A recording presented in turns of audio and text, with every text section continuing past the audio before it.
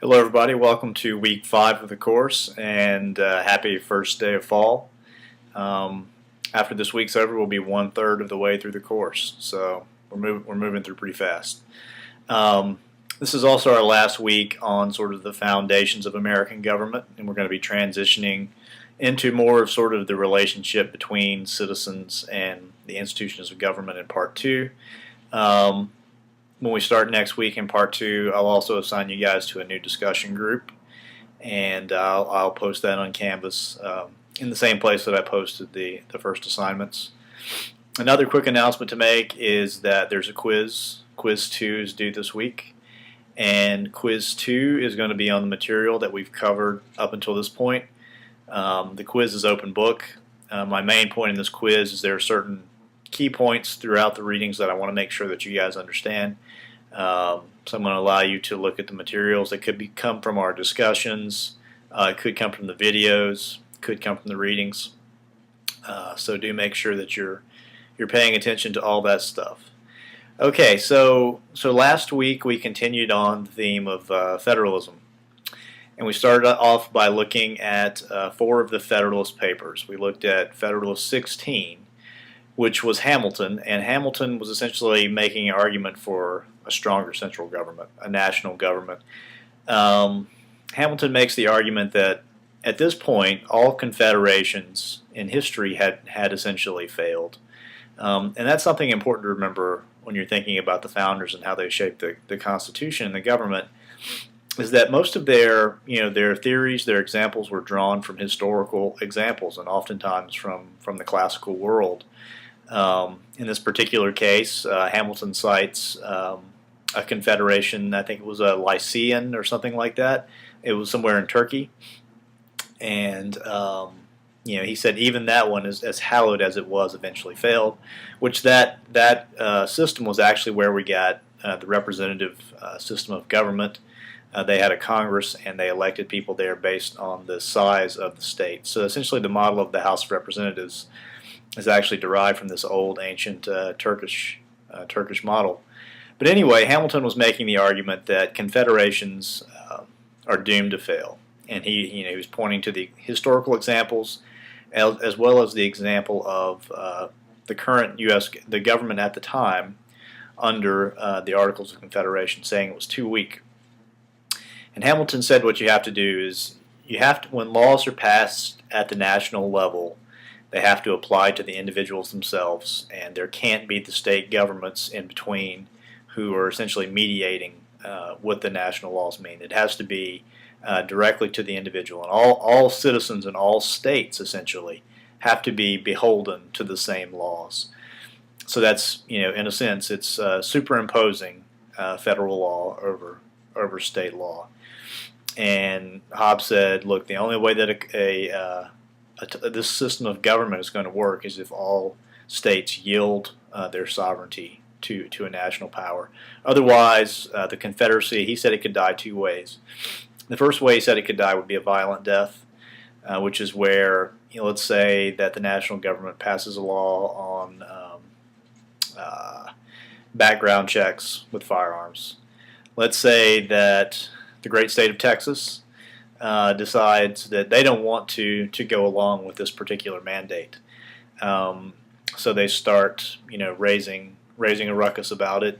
Maybe they get Arkansas on board, some of their neighboring states, and they create this huge coalition.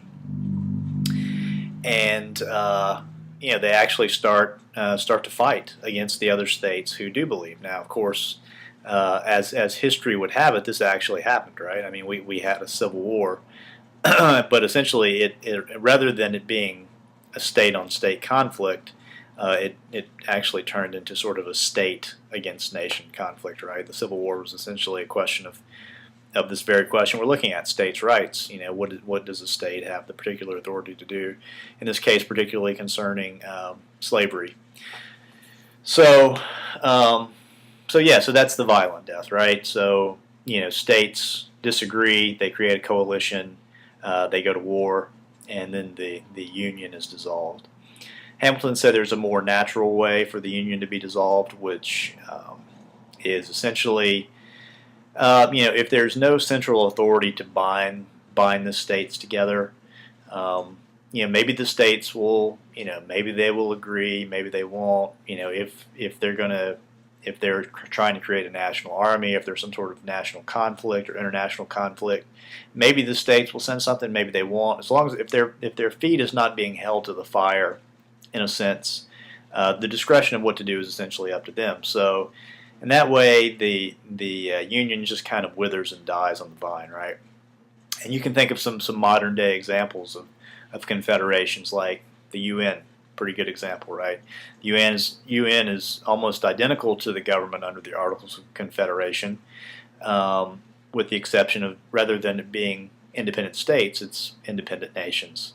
And the UN has very little authority to compel any of its members to do anything. It does have some, probably more than the Articles of Confederation, but still, you often hear the UN referred to as a toothless tiger, and people are questioning the importance of it. Another more modern example is the European Union. Same thing. They're dealing with some of the same issues there as well. So that's Hamilton in 16. Hamilton goes on in 17, and this is where we start to dig into the question we're looking at in our discussion, where Hamilton says, look, I know people are going to be concerned that the national government is going to usurp the powers of the state governments. And of course he's talking directly to the anti-federalists here as well as their sympathizers. But Hamilton says, look, why would the national government be interested in farming practices in rural Montana? Right? I mean, there's no Montana at the time, but you know what I'm saying. Rural Connecticut. Something like that. He said it adds nothing to the dignity and splendor of the national government to concern itself with such trivial matters. The national government should concern itself with grand things like economic policy and waging war and creating alliances between different nations. So Hamilton says, look, we're not interested in that. And then he goes on to make the second argument that there's a local bias, right? There's this hierarchy that we were discussing in the discussion, where people are just more drawn to matters that are happening at the local level. Now we question this in our discussion. Is it true? But there seems to be, at least on the surface, there seems to be a lot of logic of why somebody would be more interested in what's happening in their neighborhood rather than what's happening in Washington. It seems like modern technology might have turned that on its head in a way, and I mean, we'll talk a little bit later about some of the other reasons why that could be the case. But essentially, that's the argument that Hamilton makes against the usurpation of state power. Okay, Federalist 39, in my opinion, one of the most important of the Federalist Papers, and here we switch from Hamilton to Madison. Madison takes over here, and Madison sets about with two pretty grand ambitions. The first is to define what a republican form of government is. And the second thing that he sets out to determine is whether the U.S. government under the Constitution functions as a national government or a federal government. Of course, he defines the difference between both of those. So he starts out talking about a republic. And he says that there are at least two conditions that must meet that a government must meet to be considered a republic. The first one is that a republican form of government should represent the entire broad interests of the people, right? So, and he says not just the aristocracy. It should be representative of the people. It can't just be representative of the rich, right? I mean, because there are many different spheres in society. That's, of course, one of the major problems with government is that it seemed, and this has historically been the case, and to some degree it's still true in our society. But government tends to be run by the aristocrats, and it tends to cater to their particular interests. And the purpose of a republican government is to make sure that all the sectors of society are being looked at, and their positions are being taken into account. I mean, that's even sort of, historically speaking, I think when Aristotle was talking about a republic, he defined it as, you have these three sectors of society. One is the monarch who represents sort of the upper crust. You have the Senate back in those days who represented the aristocracy, and then you have sort of the House of Representatives who represents the more common people. So that was anyway, that was Madison's first point, is that a republic should be representative of the entire group of people, not just an aristocracy. And his second point was that the people who are chosen to represent these people must be chosen by the people, either directly or indirectly. So these officials have to be appointed by the people themselves, directly or indirectly. So those are the two things: must represent the broad interests of the people, must be elected by the people, directly or indirectly. So you can ask yourself the question: where do we fall in that criteria now?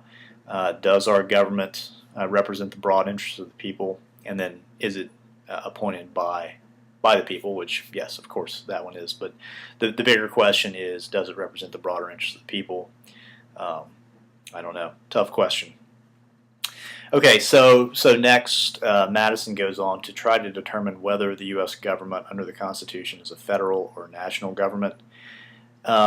He starts out by saying federal government is a confederation of states, like the Articles of Confederation, whereas a national government is a consolidation of states, right? So essentially all the states are sort of being wiped out and being subsumed by this national power, whereas under a federal government the states still maintain at least some of their sovereignty.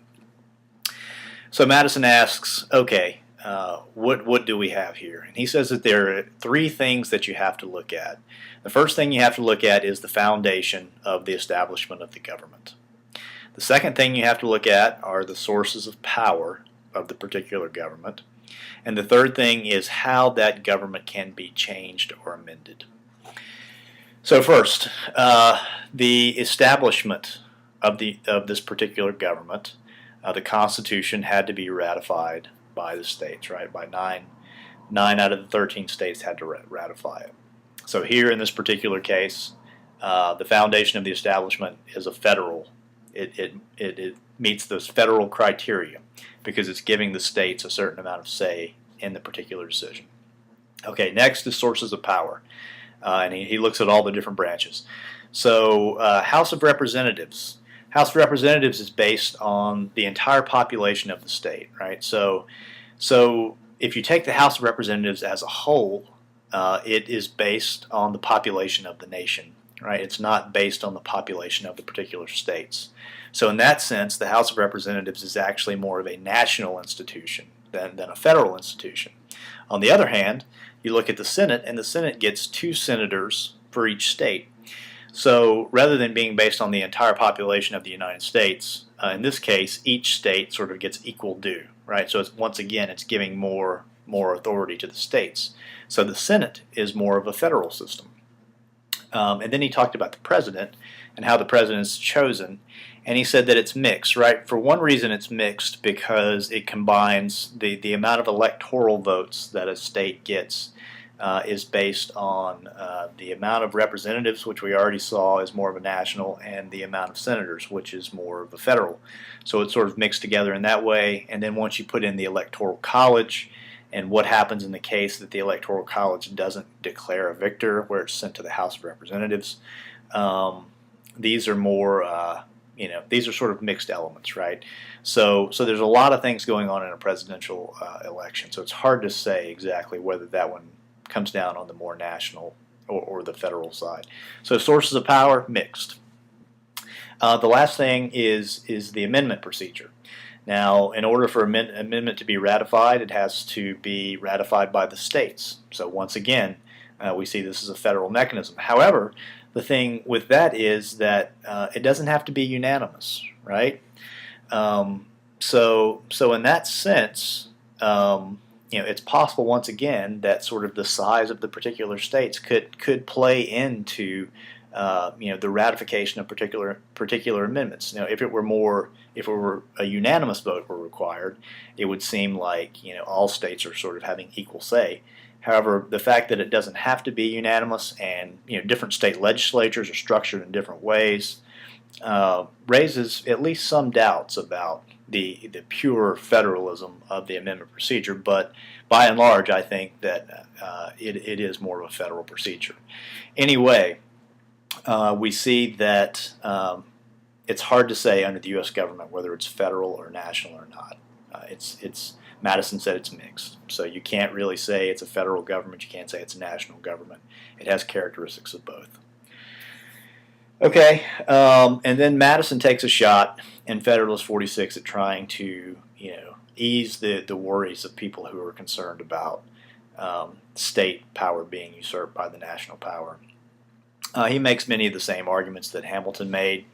He said that even in state governments themselves, the people who comprise state governments are more interested in what's going on in their communities than they are in the greater objectives of the state, whether it's Virginia or Maryland or whatever.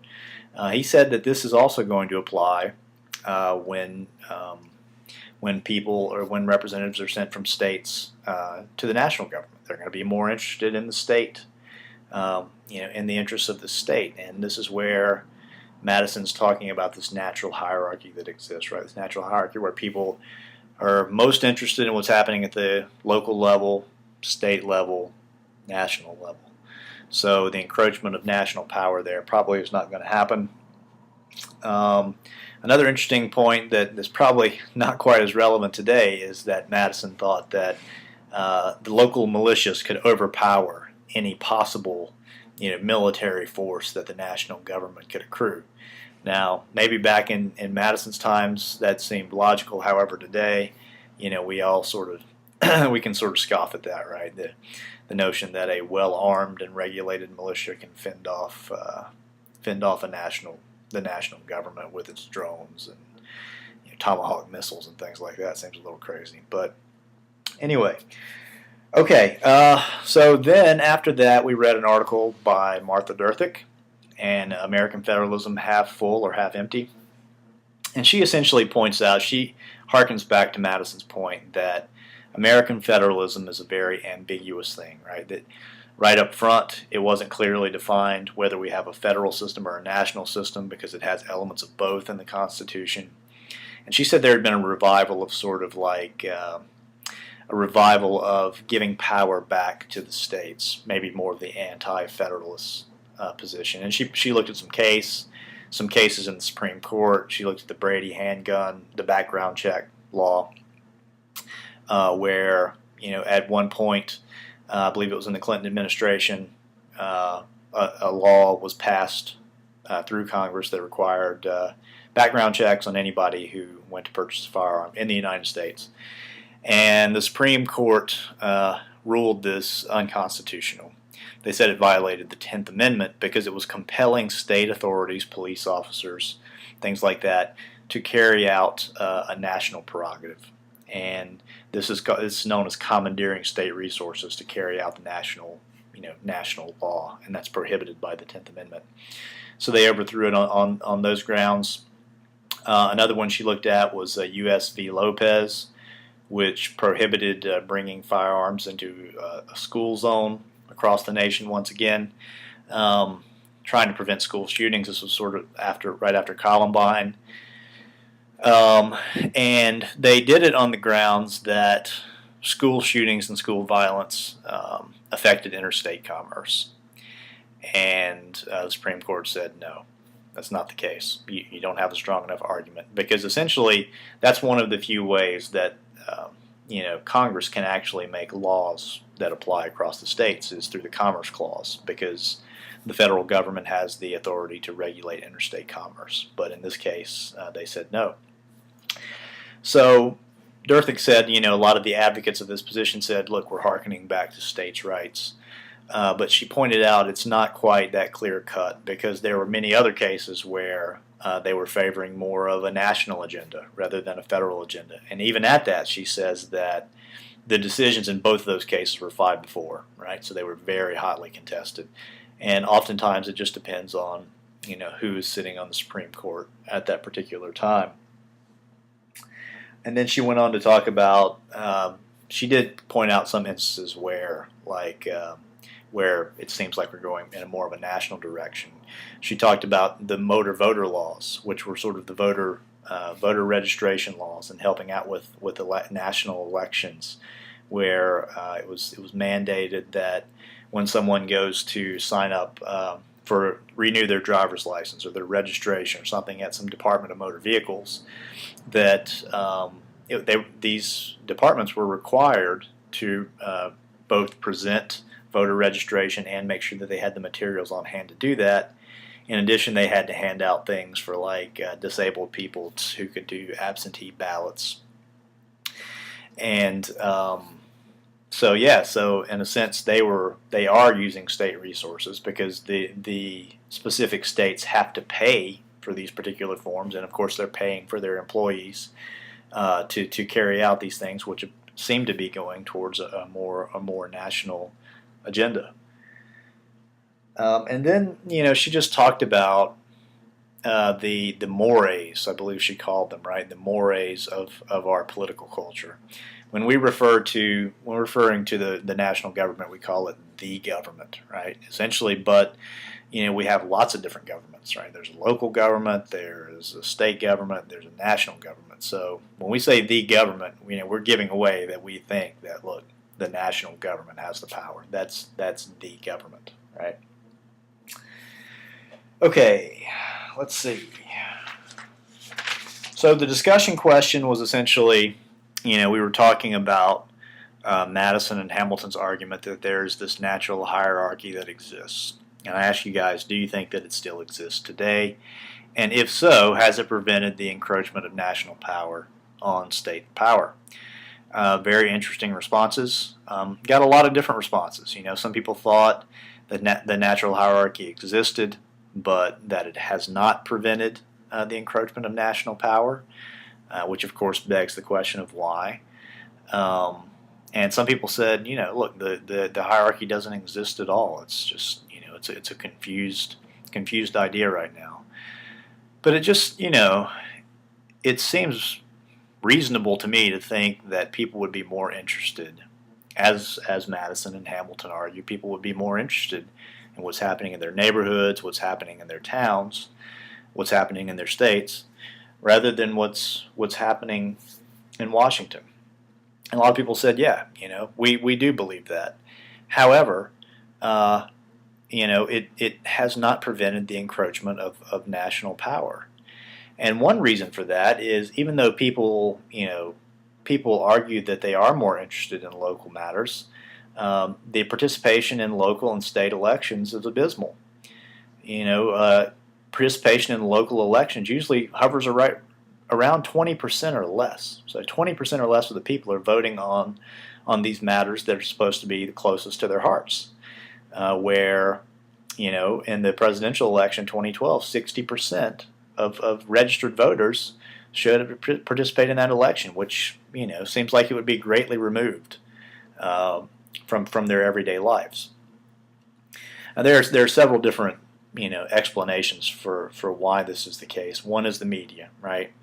When we're watching the news, we're hearing more about national issues. We're not hearing a lot about local issues. Therefore, we're more interested in these. We think that these issues are affecting us more at the local level, which in some cases may be true, in some cases probably not, because remember, everything that's not explicitly said in the Constitution that falls under the purview of the national government falls to the state governments. So just by that rationale alone, it seems like there would be more under the state and local governments than there would be under the federal government. But yet, because we hear these things in the media and we read about them in the paper, that's where our attention is focused. Somebody else mentioned, social media, and had some really interesting arguments about that. Maybe, we have friends on Facebook who are across the nation, and we want some way of, connecting with those people. And once again, it's the same argument as the media. Those are the issues that tend to be the sexiest, right? They're the issues that tend to get the most play, even though they may not be the particular issues that are the most meaningful. Another argument is the transience of current American citizens. It's most people are moving around quite a bit. It's not like people are staying in one one locality anymore. At least the most people. Most people are moving around for their jobs, so they're simply not getting attached to those particular areas. They're not getting educated about those particular issues. Um, so yeah, that's another argument for why participation can be down. Um, and then another interesting question comes up is that if the encroachment of national power is happening, right? Who's who's responsible for it, right? I mean, we want to say it's the media. We want to say the politicians are corrupt. We want to say that big business, people have their hands out for working with big businesses. You grease my palm, I'll pass this particular law, whatever. But I would almost argue that the responsibility lies with us, right? It lies with individual citizens to get involved, and oftentimes the best way to get involved is to get involved in a local matter, right? So actually, this notion of like people being very disengaged from local politics benefits the corrupt politicians, right? And it benefits the corrupt businessmen who are trying to get their particular bills passed. Um, so yeah. But I think I would argue that the responsibility is incumbent upon us, right? I mean, it's supposed to be a government by the people, where the power is vested in the people. And if we're not participating, how much can we really complain about corrupt politicians? Because politicians are politicians, right? I mean they're going to get power, and they're going to do whatever it takes to get power. And that's why the Constitution is set up to where it's supposed to be a rule of law in the United States, and not rule of the people, right? Because that's the same thing Madison and Hamilton were saying. If people were angels, there'd be no need for government, right? So it's the responsibility of the people to keep these people in check, to keep these politicians in check. Because if you're waiting for a politician to be moral, then you're probably going to be waiting for a long time. Okay, so this week we're looking at this notion of America as a divided society. We're looking at an article by David Brooks, and we're looking at an article by Glenn Loury. And they're looking at America being divided along two poles. One is looking at it culturally, America being divided culturally, and the other America being divided racially. And so when Brooks is talking about culturally, he's also talking about sort of this idea of Democrat versus Republican, conservative versus liberal kind of thing. So it of course begs the question of, can we even talk when we say we the people, the people of the United States? Do we even have enough in common to call ourselves the people? So I think you guys will find those readings really interesting. And I'll post a discussion question on Wednesday. I'll probably open up the quiz on Wednesday as well. You guys will have until Saturday at midnight to complete both the quiz and the discussion question. So good luck. Hope you guys have a good week, and if you have any questions, let me know.